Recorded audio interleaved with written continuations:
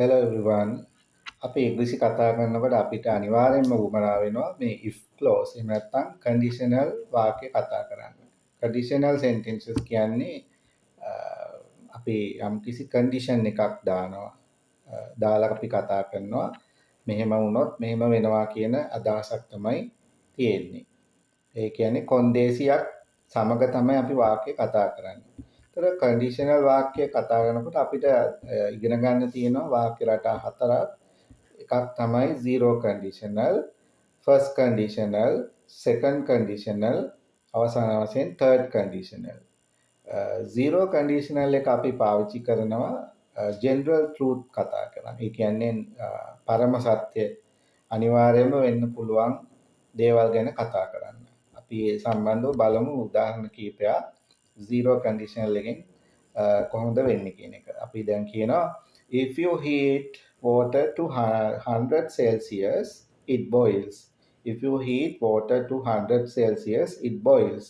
වතුර සෙල්සියස් අංශක 100 දක්වා රත් කරා නම් වතුර උතුරනවා. එහෙම නැත්නම් වතුර නටන්න පටන් ගන්නවා. ඒ කියන්නේ ඒක අනිවාර්යෙන් වෙන්න පුළුවන්. තව උදාහරණයක් ගත්තොත් if it rains the ground gets wet. If it rains the ground gets wet. වැස්සොත් ground එක තෙමෙනවා. එහෙම නැත්නම් ක්‍රීඩාංගණය තෙමෙනවා.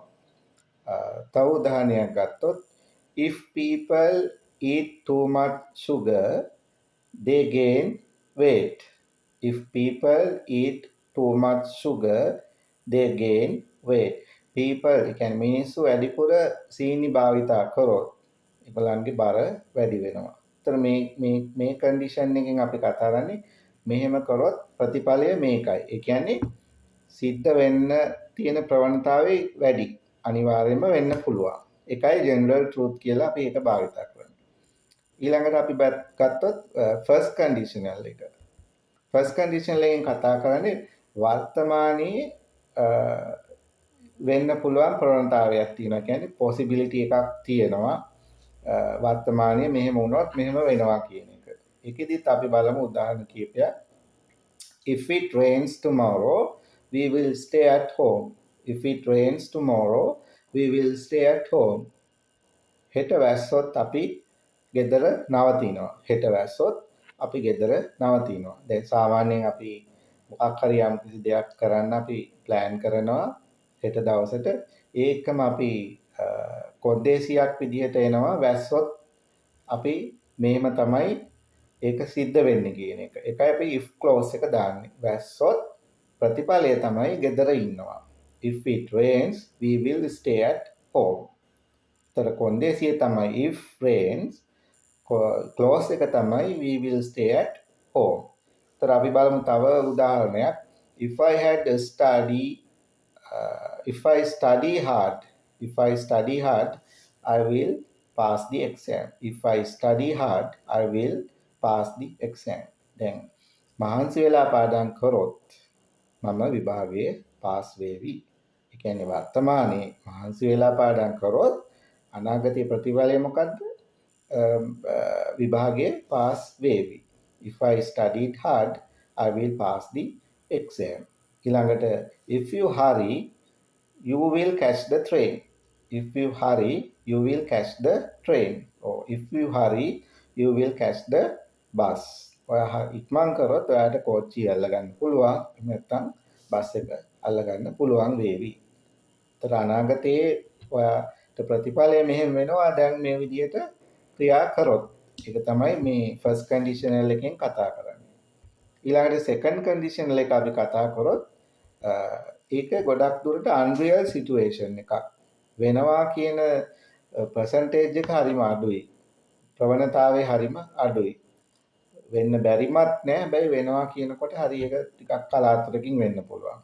උදාහරණයක් if I had a car I would drive to work.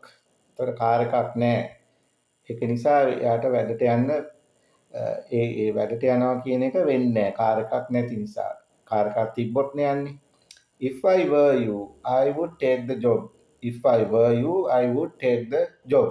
මම ඔයා නම් ජොබ් එක ගන්නවා. මම ඔයා වුණා නම් ජොබ් එක බාර ගන්නවා. එතකොට ඒකත් unreal situation එකක්. දැන් අපි කියනවනේ සාමාන්‍යයෙන් මම ඔයා නම් එහෙම කියන්නේ right?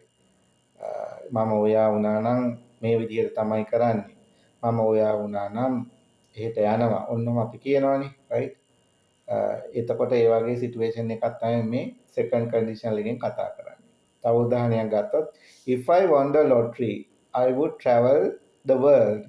If I won the lottery I would travel the world. ලොතරැයි ඇදුනා නම් මම ලෝකේ පුරා සංචාරය කරනවා. If I won the lottery I would travel the world. ඒ කියන්නේ ලොතරැයි ඇදුනොත් මම ලෝකේ පුරා සංචාරය කරනවා. ඒතර second conditional එකෙන් අපි ගොඩක් දුරට කතා කරන්නේ unreal situation එකක්. ඊළඟට අපි ගත්තොත් අවසාන conditional එක third conditional එක. මේ conditional එකෙන් අපි කතා කරන්නේ අතීතයේ situation වෙච්ච නොවෙච්ච දෙයක් වෙලා නැහැ. එහෙම වුණා නම් ප්‍රතිඵලය මේ විදිහට වෙනස් වෙනවා කියන අවස්ථාව තමයි මේ third condition එකෙන් කතා කරන්නේ.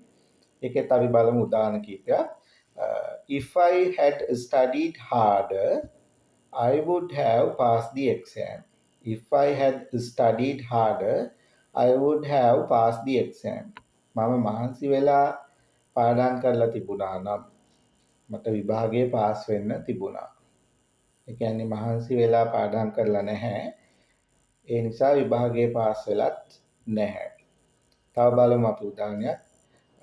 If she had left earlier she would have caught the bus. If she had left earlier she would have caught the bus. එයා කලින් පිට වෙලා තිබුණා නම් එයාට බස් එක අල්ලගන්න තිබුණා. කලින් පිට වෙලත් නැහැ. ඒ නිසා බස් එක අල්ලගන්නත් බැරි වෙලා තියෙනවා. තව උදාහරණයක් ගමු. If they had known they would have come to the meeting. If they had known they would have come to the meeting. ඔවුන් දැනගෙන සිටියා නම් ඒගොල්ලෝ මීටිමට සහභාගී වෙන්න තිබුණා. ඒ කියන්නේ දැනගෙන ඉඳලා නැහැ. ඒ නිසා සහභාගී වෙන්න වෙලා නැහැ. මේ third conditional එකෙන් අපි කියන්නේ අතීතයේ සිද්ධ වෙලා නැහැ. හැබැයි ඒක සිද්ධ වුණා නම් ඒකේ ප්‍රතිඵලය මේ විදිහට වෙනස් වෙන්න තිබුණා. ඉතින් මෙන්න මේ conditionals හරිම වැදගත් වෙනවා අපි එදිනෙදා ඉංග්‍රීසි කතා කරනකොට. ඉතින් මේ වගේ වාක්‍ය ඔයගොල්ලෝ පුරුදු වෙලා අලුත් වාක්‍යයක් බලන්න try කරන්න ගොඩක් වැදගත් වෙයි. ඔයගොල්ලන්ගේ ඉංග්‍රීසි වර්ධනය දැනුම වැඩි දියුණු කරගන්න. Thank you.